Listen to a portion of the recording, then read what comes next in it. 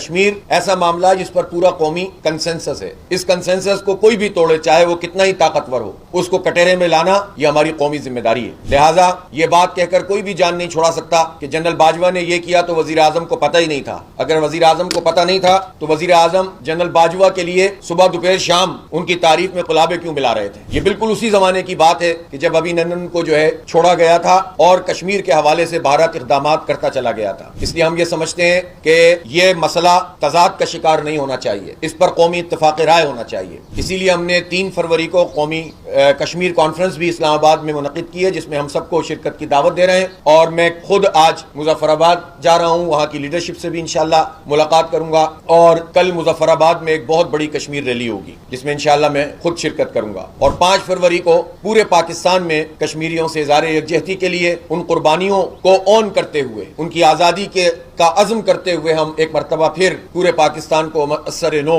منظم کریں گے تاکہ یہ آواز پوری قوت سے اٹھ سکے. کشمیر کو پاکستان کی شہرک قائد اعظم نے قرار دیا تھا، اور شہرک کے بغیر کیسے ملک چل سکتا ہے؟ وہ ہماری نظریاتی شہرک بھی ہے اور جغرافیائی شہرک بھی ہے اور معاشی شہرک بھی ہے. اس پر ہمارے پانیوں کا انحصار ہے. اس لیے ہم یہ سمجھتے ہیں کہ کشمیریوں سے کوئی بھی غداری وہ سب سے بڑی غداری متصور ہوگی.